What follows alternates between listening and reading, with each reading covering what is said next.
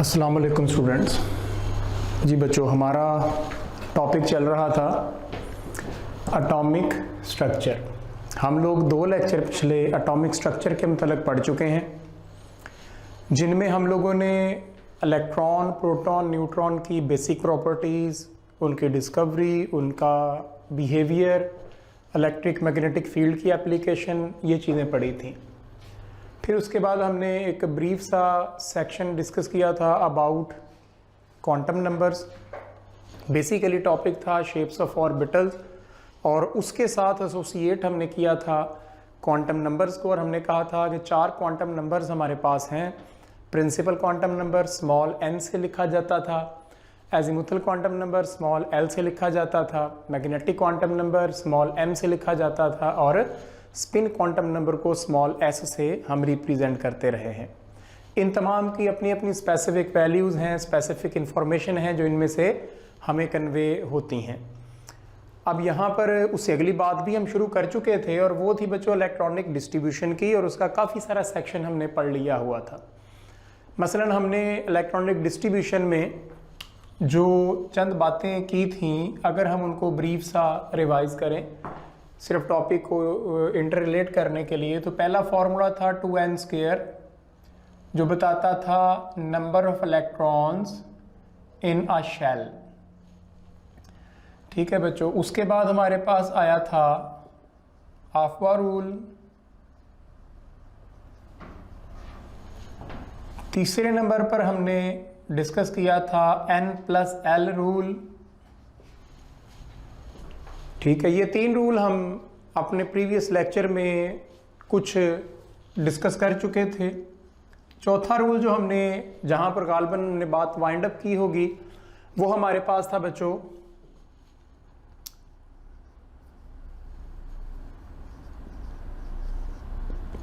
Pauli's exclusion principal.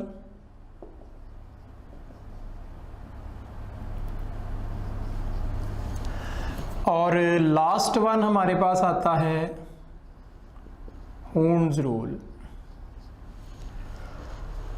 ठीक है जी। अब ये जो ऊपर वाले सारे रूल्स हैं, हून्स रूल के अलावा ये सारे हम अपने प्रीवियस लेक्चर में पढ़ चुके हैं। हून्स रूल लास्ट जो है, इसका ताल्लुक बेसिकली है डीजेनरेट ऑर्बिटल्स के साथ। ठीक है ना, ये जो है ये रिलेटेड किससे है? डीजेनरेट ऑर्बिटल्स से। ठीक है।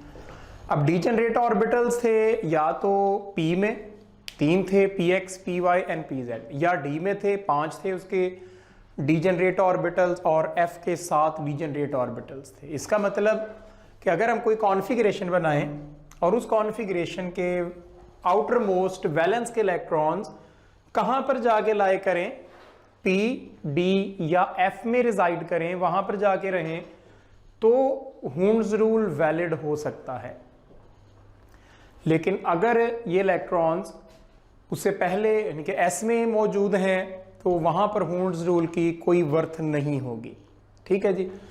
अब हून्स रूल का कहना क्या है? इसके मुताबिक हम ये कहते हैं कि अगर डीजेनरेट ऑर्बिटल्स अवेलेबल हैं and more than 1 electrons are to be placed in them, and they should be placed in separate orbitals with the same spin rather than putting them in the same orbital with opposite spin। ठीक है, मैंने क्या कहा कि अगर degenerate orbitals available हैं तो electrons उनमें रखे जाएंगे अलग अलग ऑर्बिटल्स में सेम स्पिन के साथ, बजाय इसके कि उनको एक ही ऑर्बिटल में रख दें विद ऑपोजिट स्पिन। इसकी कोई एग्जांपल हम अगर देखें तो हमारे पास बच्चों कार्बन है जिसका एटॉमिक नंबर आता है 6, और आप कॉन्फ़िगरेशन इन तमाम रूल्स के तहत बनाओगे तो ये बनेगी 1s2, 2s2 and 2p2। Fill वक्त आप इस तरह इतनी ड्रॉ करें कॉन्फ़िगरेशन अगर, तो इसमें 2p जो है, इसके 3 डीजेनरेट ऑर्बिटल्स अवेलेबल हैं, 2px, 2py एंड 2pz। तो हम इसको फर्दर जब एक्सपेंड करेंगे तो हमें लिखना चाहिए 1s2, 2s2, 2px, 2py और 2pz। अब 2 इलेक्ट्रॉन टोटल हैं, 2px में भी 2 इलेक्ट्रॉन्स हो सकते हैं, 2py में भी और 2pz में भी। तो यहां पर क्या वैलिड हो जाएगा? हूर्न्स रूल। 2 इलेक्ट्रॉन हैं, एक इलेक्ट्रॉन रखा जाएगा 2px में और एक रखा जाएगा 2py में। हमने लास्ट टाइम पढ़ा था कि ये जो एरो हम बनाते हैं ना, ये एरो शो करता है स्पिन को कि क्लॉकवाइज है या एंटी क्लॉकवाइज है। यहां पर सिर्फ ये बात याद रखनी होगी कि दोनों एरोज सेम डायरेक्शन में रखने हैं, ठीक है। तो ये इस पर क्या एप्लीकेबल हो गया? हूर्न्स रूल एप्लीकेबल हो गया। तो इस तरह से हम लोगों को क्वेश्चंस जब आते हैं, एग्जामिनर कुछ मुख्तलिफ एंगल अंदाज से क्वेश्चंस करता है। फॉर एग्जाम्पल ऐसे ही कि कॉन्फ़िगरेशंस बनी हो सकती हैं और कहा जा सकता है कि which of the following best describes हूर्न्स रूल, या ऐसा सवाल हो सकता है कि 4 ऑप्शन में से आपको ये कहा जाए कि which of the following violates Pauli's exclusion principle, या which of the following violates हूर्न्स रूल। मसलन यही 4 ऑप्शन में आपको यही कॉन्फ़िगरेशन में देता हूं, लेकिन एक में एरो नीचे की जानिब है, यहां मैं एरो ऊपर की जानिब बना देता हूं, तो ये इसका मतलब है हूर्न्स रूल को वायलेट कर रहा है। मैं ये दोनों इलेक्ट्रॉन उठा के यहां पर इसी जगह पर पेयर कर देता हूं, तो ये भी इस रूल को वायलेट करेगा, ठीक है ना। मसलन आप इस कॉन्फ़िगरेशन को इस तरह बनाओ, फर्ज करो 1s2 2s2 2px में 2 रखो, लेकिन वो 2 इस तरह रख दो, 2py भी खाली छोड़ दो, 2pz भी खाली। अब ये वाली जो कॉन्फ़िगरेशन है ना, इस कॉन्फ़िगरेशन ने हूर्न्स रूल को वायलेट किया और इवन के इसने पॉलीज एक्सक्लूजन प्रिंसिपल को भी वायलेट किया हुआ है। रीजन क्या है कि यहां पर ये वाले 2 इलेक्ट्रॉन सेम स्पिन से रखे हुए हैं, जबकि ये रूल कहता है कि 2 इलेक्ट्रॉन एक ऑर्बिटल में सेम स्पिन से कभी नहीं हो सकते, ठीक है। तो इट मींस कि ये कॉन्फ़िगरेशन ऐसी हो गई जो कि इन दोनों रूल्स के अगेंस्ट जा रही है। तो इस तरह के क्वेश्चंस हमें जो है ना वो डील करने पड़ेंगे अगर एग्जामिनर कॉन्फ़िगरेशन में से क्वेश्चन सिलेक्ट करे और वो इस तर्ज का क्वेश्चन हो जाए। इसके अलावा जो बात यहाँ पर होती है जी कि इसकी जिस तरह मैंने डेफिनेशन बोली, वो डेफिनेशन भी आ सकती है एक स्टेटमेंट बन के जी कि ये किस रूल को डिस्क्राइब करता है, ठीक है। तो इस तरह से n+l रूल, ये सारे रूल जो हैं इनकी डेफिनेशंस एक क्वेश्चन बन के और नीचे उसके 4 रूल या 4 ऑप्शन में आपको रूल्स मिल सकते हैं कि आप इनमें से स्टेट करें कि ये डेफिनेशन किसको बेस्ट डिस्क्राइब करती है, ठीक है। फिर ना एक एग्जांपल और अगर आप लोगे, आपके पास आता है बच्चों नाइट्रोजन, एटॉमिक नंबर इसका है 7, कॉन्फ़िगरेशन बनेगी 1s2 2s2 के आगे आना है 2px 2py एंड 2pz। अब टोटल 7 इलेक्ट्रॉन्स थे, तो अकॉर्डिंग टू हूर्न्स रूल जो बाकी 4 इलेक्ट्रॉन तो आ गए 1s और 2s में, तो बाकी 3 इलेक्ट्रॉन्स 2px 2py और 2pz में एक एक इलेक्ट्रॉन रखा गया है विद सेम स्पिन, बजाय इसके कि इनको अगर मैं कैपेसिटी वाइज देखूं तो 2 इलेक्ट्रॉन यहां पर आ सकते थे, कि यहां पर आ सकता था, तो यहीं पर भी फिल हो सकते थे। लेकिन हमें ख्याल रखना होगा कि हमें हूर्न्स रूल और पॉलीज एक्सक्लूजन प्रिंसिपल को फॉलो करके जाना है। फिर समटाइम वो ऐसी कोई बात नहीं करता स्टेटमेंट में कि आप किस रूल के तहत चलें, वो सिर्फ ये कह देता है कि करेक्ट कॉन्फ़िगरेशन कौन सी है। और जब करेक्ट कॉन्फ़िगरेशन की बात आती है ना, तो मैं एक एग्जांपल लिखता हूँ क्रोमियम की। इसका एटॉमिक नंबर है बच्चों 24।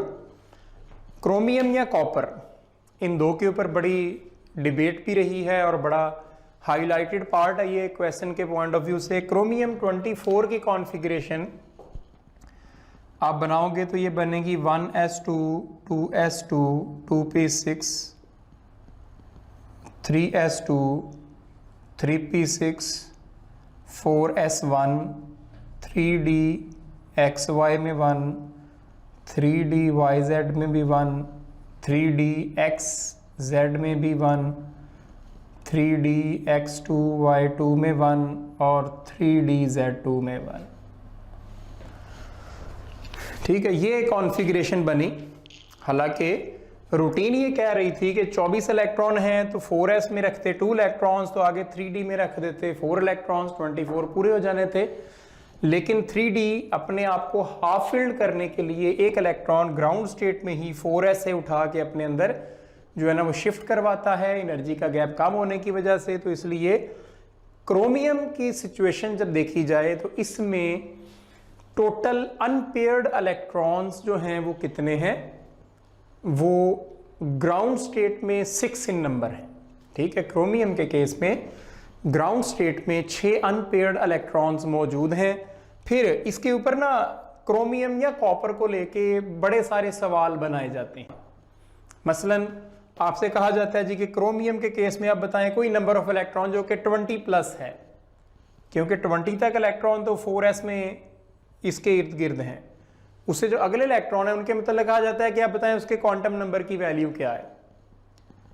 अब 23rd, 24, 22nd ये जितने भी इलेक्ट्रॉन हैं 20 से अबव वाले वो सारे कहाँ पर जाने हैं, वो 3D में होने हैं। 3D का मतलब है n की वैल्यू जो इसका कॉफिशिएंट है, मतलब 3 हो गई। d के लिए स्मॉल l की वैल्यू क्या हुआ करती है, 2 हुआ करती है। और जो ये ऊपर इलेक्ट्रॉन है उसके लिए स्पिन जो है वो तो +1/2 भी हो सकती है, -1/2 भी हो सकती है। तो इस तरह का क्वेश्चन एक लिखा हुआ है जो कि एग्जाम में भी आ चुका है। लिखा गया जी quantum number values for 23rd electron in chromium. वो इस बात को इस तरह भी कह सकता था कि for d electron in chromium, क्योंकि d में जितने भी इलेक्ट्रॉन हैं उन सब के लिए क्वांटम नंबर सेम आने हैं। ठीक है, सिवाय मैग्नेटिक क्वांटम नंबर के वो सेम नहीं होगा और उसका यहां जिक्र नहीं हो रहा। तो बच्चों यहां पर क्या होगा, n की वैल्यू क्या होगी 3।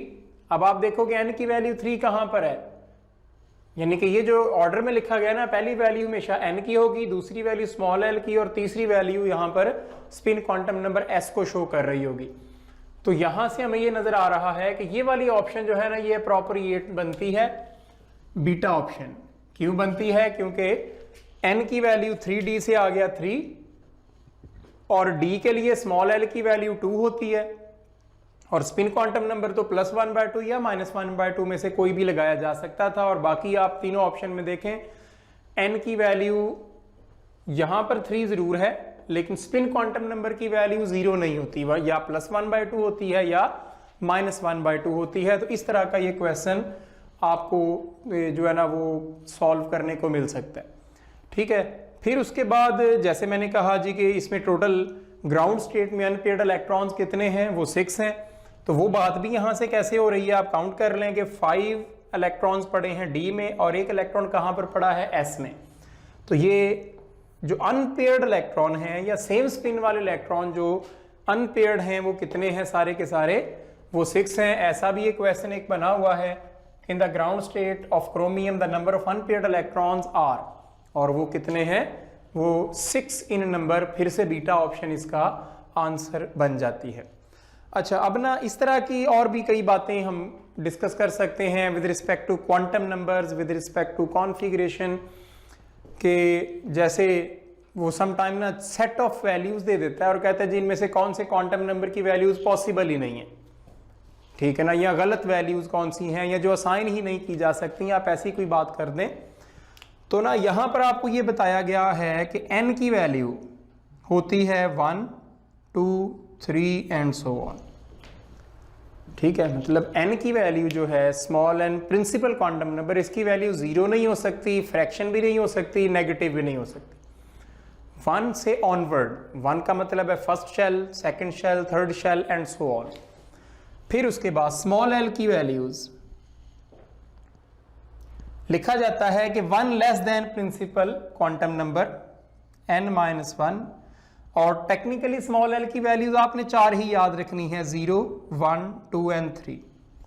ये शो करती है s को, ये p को, ये d को, और ये किसके लिए है, f के लिए है। ठीक है, फिर स्मॉल l के बाद हमारे पास आनी है स्मॉल m की वैल्यूज, जिसको फाइंड करने के लिए फॉर्मूला क्या था, 2l+1, मतलब कि l की कीमत से ताल्लुक है किसका, स्मॉल m की वैल्यूज का।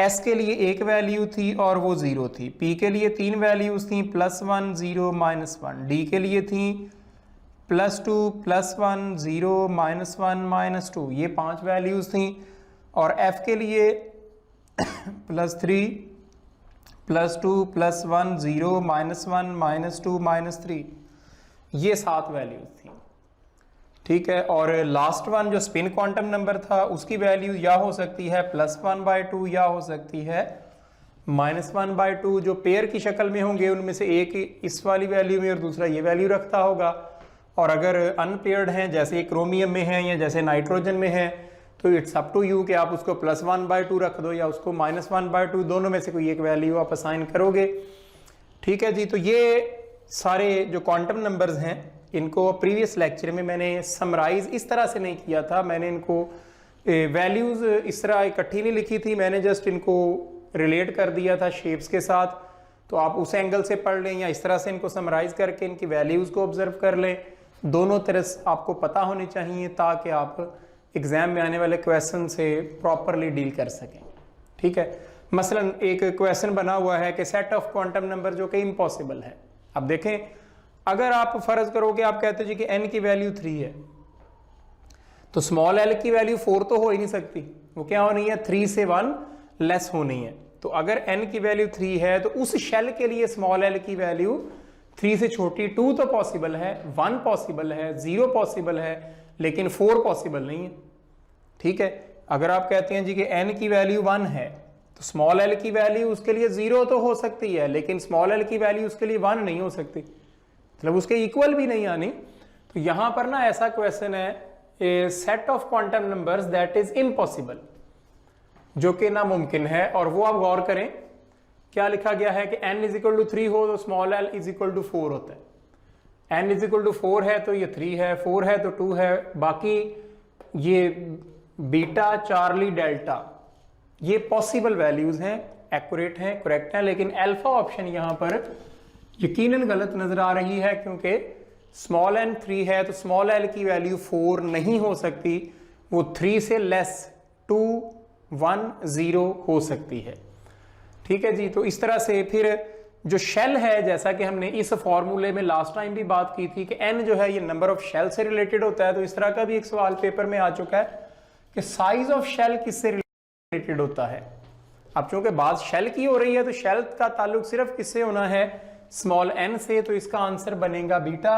और अगर साइज की बजाय कोई ऐसी बात हो कि शेप ऑफ सब शेल या ऑर्बिटल, तो शेप्स कौन डिफाइन करता रहा है, स्मॉल l, ठीक है ना। शेल की इंफॉर्मेशन हमें देता है स्मॉल n, शेप ऑफ सब शेल्स या सब शेल्स की इंफॉर्मेशन हमें कौन देता है, स्मॉल l। फिर सब शेल में ऑर्बिटल्स, डीजेनरेसी की इंफॉर्मेशन हमें कौन देता है, स्मॉल m। और स्पिन मोशन की इंफॉर्मेशन किसने देनी होती है, स्पिन क्वांटम नंबर ने देनी होती है, ठीक है बच्चों। ये कुछ सेक्शन कॉन्फ़िगरेशन और इससे रिलेटेड क्वेश्चंस के मुतल्लिक हमारा पेंडिंग था, इसे हमने डील कर लिया है। कुछ हिस्सा इसका हमें जाके सेकंड ईयर में फिर से पढ़ना पड़ेगा जब हम ट्रांजिशन एलिमेंट्स को पढ़ेंगे, लेकिन यकीनन वहां पर हम ये सारी बातें इसी तरह से नहीं दोहराएंगे। वहां पर हमारी डायरेक्ट प्रैक्टिस होगी कि हम इन रूल्स को इम्प्लीमेंट किया करेंगे कॉन्फ़िगरेशंस बनाने में और कॉन्फ़िगरेशन से रिलेटेड क्वेश्चंस को सॉल्व करने में, ठीक है बच्चों। फिलहाल हम यहाँ पर इस टॉपिक को वाइंड अप करते हैं, आप इसकी प्रैक्टिस करेंगे। और प्रैक्टिस में अभी जो है ना, ये इस तरह आप सोच लें कि आप टेबल एक बना मिलेगा आपको एफएससी की बुक में, या पहले 36 to 40 एलिमेंट्स जो हैं आप उनकी प्रैक्टिस अच्छी कर लें कॉन्फ़िगरेशन के पॉइंट ऑफ व्यू से। रिमेनिंग जो है वो हम जब सेकंड ईयर में जाएंगे तो वहाँ पर हो जाएगी। अदरवाइज आप 3D सीरीज इसके साथ साथ लाजमी प्रैक्टिस में ले आएँ। आई होप कि आपके आने वाले तमाम क्वेश्चंस हर टेस्ट के जो हैं वो इसी रेंज में आपको मिलेंगे, ठीक है जी।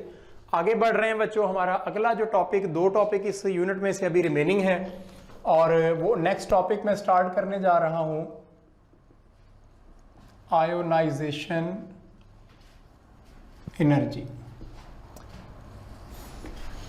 ठीक है जी। जो लोग आप में से एफएससी की बुक पढ़ने के आदी हैं, रूटीन में जो एफएससी पढ़ते रहे हैं, उन्हें ये जो आखिरी 2 टॉपिक मैं पढ़ाने लगा हूं ये एफएससी फर्स्ट ईयर की बुक से मिलेंगे चैप्टर नंबर 6 में। लेकिन हमारे यूएचएस के सिलेबस में ये टॉपिक्स कहां पर हैं, हमारे यूएचएस के और एंट्री-टेस्ट के सिलेबस में ये टॉपिक्स एटॉमिक स्ट्रक्चर के इस यूनिट में शामिल हैं, ठीक है। अब आयोनाइजेशन एनर्जी क्या होती है, आप इसको कैसे जो है ना वो अंडरस्टैंड या डिफाइन या एलेबोरेट कर सकते हो, तो हम ये कहते हैं कि ये मिनिमम एनर्जी होगी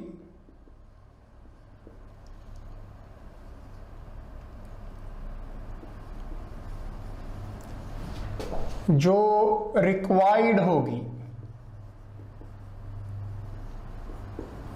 to remove an electron from outermost shell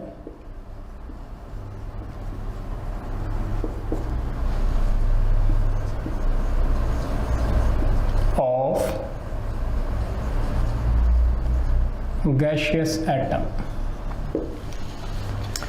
atom को गैसियस स्टेट में, आइसोलेटेड स्टेट में लिया जाता है ताकि नेबरिंग एटम्स एक दूसरे पर अफेक्ट ना करें, ठीक है। Otherwise neighbouring atoms, electronic cloud एक दूसरे को डिस्टर्ब करते हैं और उसकी वजह से इंटरेक्टिव फोर्सेस मतलब force of attraction, repulsion change होती हैं और एनर्जी के पैरामीटर्स बदल जाते हैं। तो इसलिए बेस्ट सोल्यूशन क्या सोचा जाता है कि आप उसको ले ही किस फॉर्म में लें, गैसियस स्टेट में, ताकि हमारा ये प्रॉब्लम रिजॉल्व हो जाए, ठीक है। अब हमने कहा जी मिनिमम एनर्जी, इट मींस के जितनी हमें कम से कम एनर्जी लगानी पड़ेगी, इससे कम एनर्जी दोगे तो आयोनाइजेशन नहीं होगी, ठीक है। जैसे कि ना आप लोग एग्जांपल लेते रहे हो जी कि आपके पास अगर मैग्नीशियम का एटम हो गैसियस स्टेट में, Mg+1 बनेगा गैसियस स्टेट में, साथ एक इलेक्ट्रॉन यहाँ से रिमूव होगा और इसकी जो डेल्टा H सब I है यानी कि इंथैल्पी ऑफ आयोनाइजेशन, उसकी वैल्यू आती है 738 किलो जूल्स पर मोल, ठीक है ना। आप राउंड फिगर ये सोच लो कि 750 के करीब करीब जो है ना इसकी एनर्जी आ रही है। अब यहाँ पर भी बच्चों को ये चीज़ माइंड में आती है और आनी भी चाहिए कि क्या ये न्यूमेरिकल वैल्यूज़ एग्जैक्टली हमसे पूछी जा सकती हैं। तो सिर्फ वो वैल्यूज़ जो टेक्स्ट की लाइनों में डिस्कस हुई हैं, पूरे के पूरे टेबल्स और पूरे पीरियोडिक टेबल की आयोनाइजेशन एनर्जीज़ को आपको अपने माइंड में फिक्स करने की ज़रूरत नहीं है। एग्जाम्पल के तौर पर अगर 1, 2, 3 मिसालें बुक की लाइनों में कहीं इन्वॉल्व रही हैं तो आप सिर्फ उनको याद कर लें, उससे ज़्यादा की आपको ज़रूरत नहीं रहेगी, ठीक है। अच्छा बच्चों, ये एक बात तो हो गई कि एनर्जी, आयोनाइजेशन एनर्जी है क्या। अब चूंकि ये है ऐसी एनर्जी जिसने फोर्स ऑफ अट्रैक्शन को ब्रेक करवाना है, इट मीन्स कि ये हमेशा ही क्या हुआ करेगी, ये हमेशा एंडोथर्मिक प्रोसेस होगा। यहाँ पर एनर्जी लिबरेट कभी नहीं होगी, सिर्फ और सिर्फ एब्जॉर्ब हुआ करेगी। अब अगली एक बात हम करते हैं, हायर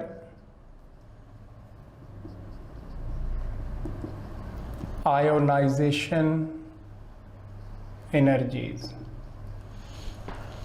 हायर आयोनाइजेशन एनर्जीज क्या हैं? अब जैसा कि हमने यहां पर किया कि मैग्नीशियम में से एक इलेक्ट्रॉन रिमूव करवा दिया, after the removal of first electron अगर आपको इसमें से सेकंड या थर्ड या उससे हायर इलेक्ट्रॉन, मोर इलेक्ट्रॉन्स भी रिमूव करवाने हैं, तो जो एनर्जी आपको लगानी पड़ेगी वो इसकी क्या कहलाएगी बच्चों? हायर आयोनाइजेशन एनर्जी वैल्यूज कहलाएंगी। जैसा कि आप लिखते हो कि जो Mg+1 था ना गैसियस स्टेट में, आपने इसको कन्वर्ट किया +2 में, साथ एक इलेक्ट्रॉन यहाँ से मजीद जनरेट हो गया, तो इसकी जो डेल्टा H सब I होगी वो निकलेगी 1440 किलो जूल्स पर मोल के करीब। सेकंड इलेक्ट्रॉन के लिए जो वैल्यू है वो कितनी आएगी? 1440 किलो जूल पर मोल के करीब आ जाएगी, जो कि ऑलमोस्ट फर्स्ट वैल्यू का डबल है। नॉट एग्जैक्टली, राउंड फिगर में तो नहीं है, लेकिन इसके तकरीबन डबल के करीब वैल्यू है। मीन्स सेकंड आयोनाइजेशन एनर्जी हमेशा फर्स्ट से ज्यादा होगी, तो इसका मतलब है सेकंड भी के मुकाबले में थर्ड क्या होगी? और हाई हो जाया करेगी। और रूल ये नजर आ रहा है कि जितनी फर्स्ट आयोनाइजेशन एनर्जी है उसके ऑलमोस्ट डबल के करीब क्या है? सेकंड तो उसके ऑलमोस्ट के ट्रिपल के करीब क्या होनी चाहिए, थर्ड। मीन्स कि अगर आप ये सोचो कि जो मैग्नीशियम है Mg+2, आप इसको Mg+3 में बदल दो, एक इलेक्ट्रॉन और निकाल दो, तो जो इसकी डेल्टा H ऑफ आई है वो होनी चाहिए कोई 22,000 से 2200 इस रेंज में होनी चाहिए, यानी कि 2000 से लेकर 2200 के करीब करीब होनी चाहिए। लेकिन अजीब बात यह है कि ऑब्जर्व ये किया गया कि ये वैल्यू आती है ग्रेटर देन 7000 किलोजूल्स पर मोल। तो जो सडन गैप आया ये क्यों आया, क्योंकि मैग्नीशियम के वैलेंस शेल में इलेक्ट्रॉन ही 2 थे। तो एक बड़ी इंपॉर्टेंट इंफॉर्मेशन हम यहां से ये वैल्यूएट करेंगे कि जो आयोनाइजेशन एनर्जी है ये हमें इन्फॉर्म करेगी अबाउट वैलेंसी ऑफ एटम। ठीक है कि हमें मेटेलिक कैरेक्टर की नेचर के कौन सा मटेरियल अच्छी मेटल है या नहीं है ये अंदाज़ा हो सकता है। हम यहाँ से आयनस एनर्जी से ये पता लगा रहे हैं कि एटमों की वैलेंसी क्या हुआ करेगी। ठीक है, जैसे कि यहाँ पर हमें ये बात बिल्कुल क्लियर है कि जो एटम्स हैं ये किस तर्ज पे जो है ना वो वैलेंसी शो करेंगे। हमने जैसे कहा कि इसकी थर्ड पे जाके बड़ा गैप आया आयनस एनर्जी में, तो ये डाईवैलेंट होगा। आप सोडियम ले लें, उसकी फर्स्ट आयनस एनर्जी होगी 496 और सेकंड कहाँ पर होगी मोर देन 5000, तो हम कहेंगे सोडियम क्या है, वो मोनोवैलेंट। इस तरह का क्वेश्चन भी यूएचएस कर चुका है कि उसने मुख्तलिफ एलिमेंट्स, एक एलिमेंट की मुख्तलिफ आयनस एनर्जीज दी, फर्स्ट सेकंड थर्ड फोर्थ, और क्वेश्चन ये कर लिया क्या बताएं इसकी वैलेंसी क्या है। अब जहां पर बड़ा गैप आ गया, फॉर एग्जांपल जैसे इसी को आप फिर से सोच लें कि यहां से यहां पर बड़ा गैप नहीं है, लेकिन यहां से यहां पर बड़ा गैप है, तो मैं कह दूंगा ये डाईवैलेंट है। ठीक है, सोडियम के केस में पहली से दूसरी पे ही बड़ा गैप है, तो मैं कह दूंगा ये मोनोवैलेंट है। तो इस तरह से आप लोग बड़े इजीली इस वैलेंसी की बात कर सकते हो। ठीक है जी, फिर इसके पीरियोडिक ट्रेंड्स हैं।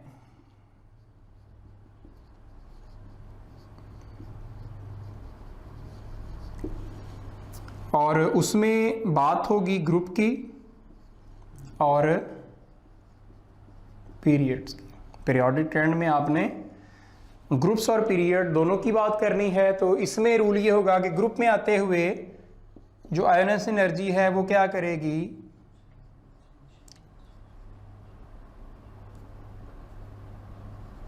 डिक्रीज। और इस रूल में हमें कोई कंफ्यूजन नहीं है, कोई प्रॉब्लम फेस नहीं करना पड़ेगा। हमने रूल बना लिया और ये ऐसे ही रहेगा कि हमेशा जब हम एक ग्रुप में आएंगे तो आयोनाइजेशन एनर्जी ग्रेजुअली क्या करती जाएगी, डिक्रीज ही करती जाएगी। और जब हम एक पीरियड में चलेंगे तो आयोनाइजेशन एनर्जी क्या करती जाएगी, रूल कहता है कि इसे इंक्रीज होते जाना चाहिए। ठीक है, रूल ये कहता है कि आयोनाइजेशन एनर्जी को क्या होना चाहिए, ग्रेजुअली इंक्रीज होना चाहिए। लेकिन यहां पर थर्ड ए ग्रुप और 6A ग्रुप, इनके आयनस एनर्जीज एबनॉर्मल ट्रेंड देती हैं।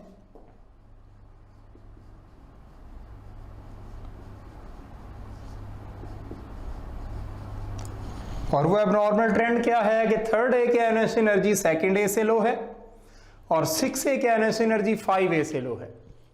रूल ये था कि लॉन्ग द पीरियड चलते हुए आयनस एनर्जीज ने क्या करना था, increase.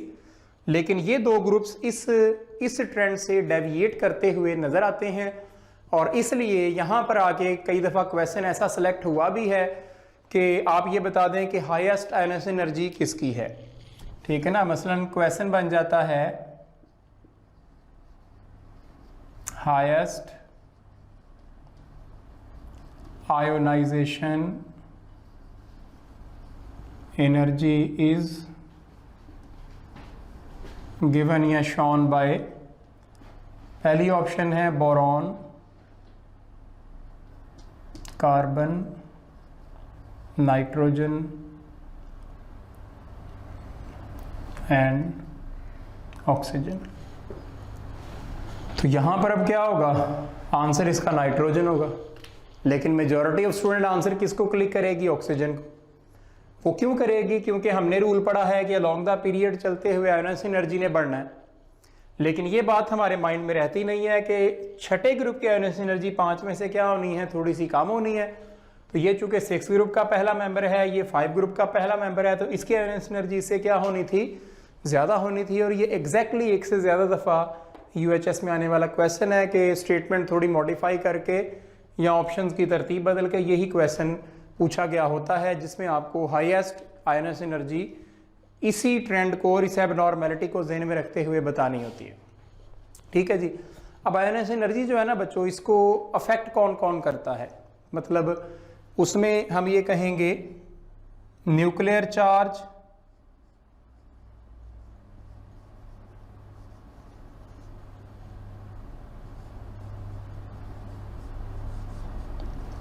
Shielding effect,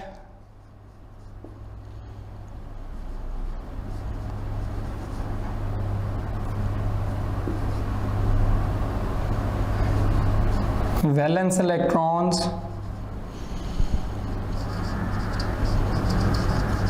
nature of orbital, कि जो ऑर्बिटल है वो वैलेंस वाला जो है वो एस है या पी है।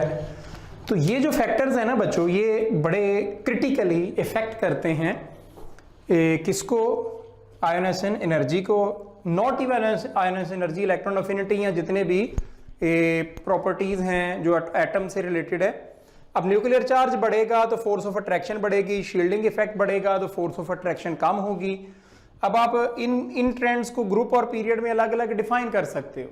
मसलन आप ग्रुप की बात करते हो तो ग्रुप में आते हुए न्यूक्लियर चार्ज बढ़ता है, शील्डिंग इफेक्ट भी बढ़ता है, वैलेंस इलेक्ट्रॉन सेम रहते हैं और नेचर ऑफ ऑर्बिटल भी सेम रहती है। ठीक है, इट मींस के शील्डिंग इफेक्ट का बढ़ना और वैलेंस इलेक्ट्रॉन्स का सेम रहना, ये दो फैक्टर क्या करते हैं, फोर्स ऑफ अट्रैक्शन को रिड्यूस करवाते हैं और उसकी वजह से आयोनाइजेशन एनर्जी कम होती चली जाती है। और आगे बढ़ोगे तो हमारे पास क्या ट्रेंड नजर आएगा, लॉन्ग द पीरियड चलोगे न्यूक्लियर चार्ज बढ़ेगा, शील्डिंग इफेक्ट कांस्टेंट रहेगा, वैलेंस इलेक्ट्रॉन्स बढ़ेंगे, नेचर ऑफ ऑर्बिटल चेंज होती जाएगी। तो इसलिए हम ये कहते हैं कि अलॉन्ग द पीरियड चलते हुए ओवरऑल क्या होता है, फोर्स ऑफ अट्रैक्शन बढ़ जाती है, जिसकी वजह से आयोनाइजेशन एनर्जी भी बढ़ जाती है। इट मींस कि अलॉन्ग द पीरियड चलते हुए मेटालिक कैरेक्टर डिक्रीज करता है, अलॉन्ग द ग्रुप आते हुए मेटालिक कैरेक्टर इंक्रीज करता है। हम बड़ा क्लियरली ये डिफाइन करते हैं कि ionisation energy is an index to metallic character. ठीक है, तो इस तरह से भी हम इस बात को सम अप कर सकते हैं। तो ये एक ब्रीफ सा आइडिया मैंने आपके साथ डिस्कस किया है अबाउट आयोनाइजेशन एनर्जी, उसकी हायर वैल्यूज, उसके पीरियोडिक ट्रेंड्स, और फिर उसमें से आने वाले जो क्वेश्चंस हैं, कि जैसे एक क्वेश्चन मैंने लिखा भी है, फिर एक मैंने इधर बोला था कि जो हायर आयोनाइजेशन एनर्जी की वैल्यूज़ हैं वो जैसे जैसे अब 2-3 वैल्यूज़ देके वो कहता है जिसकी वैलेंसी बता दें या उसके वैलेंस शेल के इलेक्ट्रॉन्स बता दें। इस तरह की बातें आपसे एग्जामिनर पूछता है इस सेक्शन में से। तो बच्चों आखिरी टॉपिक हमारे पास जो बचा है वो है इलेक्ट्रॉन अफिनिटी।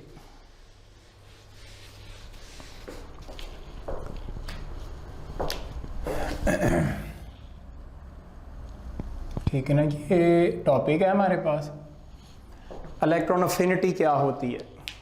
अब हमें अंदाज़ा है कि ये होती है जो कि energy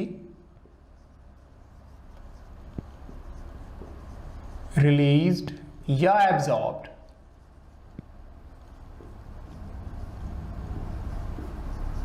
when an electron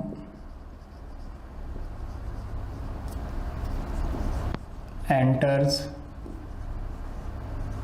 valence shell of gaseous atom। पहली तो बात यहाँ फिर से एटम गैशियस स्टेट में ही लेना है हमने, और दूसरा मसला कि एनर्जी रिलीज भी हो सकती है और एब्जॉर्ब भी हो सकती है। यहाँ वो वाली बात फिक्स नहीं रही कि क्या एनर्जी हमेशा एब्जॉर्ब ही होगी। ठीक है, ये रूल यहाँ नहीं है, क्योंकि कुछ ज़्यादातर में मोस्ट प्रोबेबली तो एनर्जी रिलीज हुआ करेगी, लेकिन चंद एक्सेप्शंस ऐसी भी नज़र आएंगी, जैसा कि 5वां ग्रुप हो गया, दूसरा ग्रुप है, या नोबल गैसेस हैं, इन ग्रुप्स में हमें इलेक्ट्रॉन अफिनिटी की वैल्यूज पॉजिटिव नजर आएंगी, इसलिए ये हम कहेंगे कि ये ग्रुप एबनॉर्मल ट्रेंड देते हुए नजर आते हैं।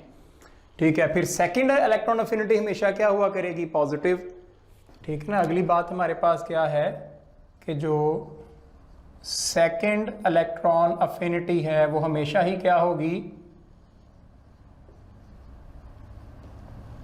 वो हमेशा एंडोथर्मिक वैल्यू होगी। वो हमेशा क्यों एंडोथर्मिक हम कह रहे हैं, क्योंकि second electron negatively charged species में एंटर करना है और उसके लिए हमें यकीनन एक फोर्स एक्सर्ट करनी पड़ेगी, एनर्जी लगानी ही पड़ेगी। तो इसलिए सेकंड इलेक्ट्रॉन अफिनिटी हमेशा क्या हुआ करेगी, वो एंडोथर्मिक। फर्स्ट वन जो है वो एक्सो एंडो दोनों हो सकती है, लेकिन सेकंड कभी भी एक्सो नहीं होगी, वो हमेशा हमेशा के लिए क्या हुआ करेगी बच्चों, वो एंडोथर्मिक ही हुआ करेगी। ठीक है, तो ये हमारे पास इससे रिलेटेड, चूंकि एनर्जी है तो इसके यूनिट्स भी वही होंगे जो हमने आयोनाइज एनर्जी के पढ़े हैं, किलो जाउल्स पर मोल। अब इलेक्ट्रॉन अफिनिटी जो होती है ना, इसके भी पीरियोडिक ट्रेंड्स देख लें।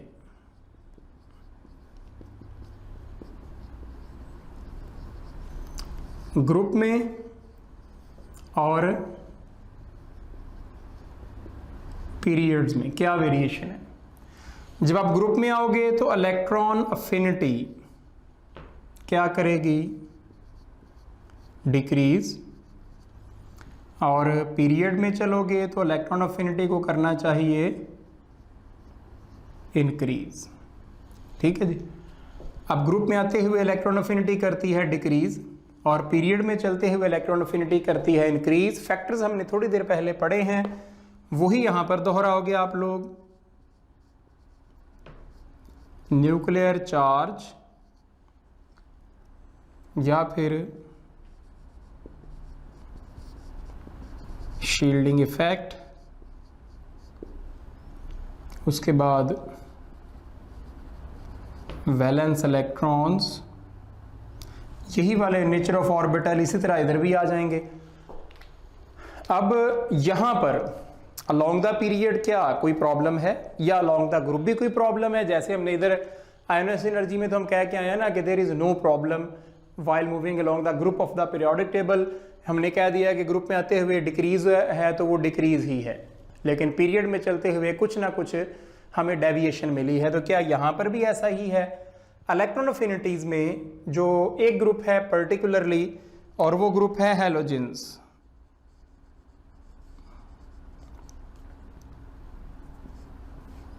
Fluorine, chlorine, bromine, iodine. ये क्वेश्चन भी आ चुका है कि आपसे क्वेश्चन होता है highest electron affinity is possessed by, और ऑप्शन में क्या है, पहली ऑप्शन है फ्लोरीन, दूसरी ऑप्शन है क्लोरीन, तीसरी ऑप्शन ब्रोमीन और चौथी ऑप्शन में आयोडीन लिख दिया गया। और जब भी ये क्वेश्चन आता है या ये वाला, तो मोस्ट ऑफ द स्टूडेंट जो हैं वो आंसर क्लिक करते हैं फ्लोरीन अल्फा को, लेकिन इसका आंसर क्या है बीटा, क्योंकि आपसे हाईएस्ट इलेक्ट्रॉन अफिनिटी पूछी गई है। और यहाँ पर ये एक एबनॉर्मेलिटी है ग्रुप में कि अलोंग द ग्रुप चलते हुए हैलोजेंस के केस में फ्लोरीन की इलेक्ट्रॉन अफिनिटी क्लोरीन से थोड़ी सी कम हो जाती है, और उसकी रीजन इसका स्मॉल साइज और हाई चार्ज डेंसिटी है। ठीक है, अगर चार ऑप्शन में से आपको ये रीजन बना के पूछ ली जाए, यही वाला क्वेश्चन होगा, लेकिन क्वेश्चन की स्टेटमेंट में ये बताया जाए कि जी क्लोरीन की इलेक्ट्रॉन अफिनिटी फ्लोरीन से थोड़ी हायर होती है, तो चार ऑप्शन में से आपको अप्रोप्रिएट रीजन सेलेक्ट करनी पड़े। तो रीजन क्या होगी कि क्लोरीन के मुकाबले में फ्लोरीन का स्मॉल साइज और हाई चार्ज डेंसिटी इसकी इलेक्ट्रॉन अफिनिटी को कुछ कम करने की वजह बनती है। अदर फैक्टर्स में जो कि चार ऑप्शन में आपको ये क्वेश्चन कहते हैं जी कि कौन सा फैक्टर में से है जो कि इलेक्ट्रॉन अफिनिटी पर असरअंदाज हो रहा है, तो वो क्या होगा, न्यूक्लियर चार्ज हो सकता है, शील्डिंग इफेक्ट हो सकता है, valence electrons, nature of orbital. ये सारी चीजें यकीनन इलेक्ट्रॉन अफिनिटी पर कुछ ना कुछ इम्पैक्ट जरूर देती हैं। ठीक है जी। तो बच्चों ये हमारे पास एक आइडिया था कि इलेक्ट्रॉन अफिनिटी क्या होती है और आयोनाइजेशन एनर्जी क्या है।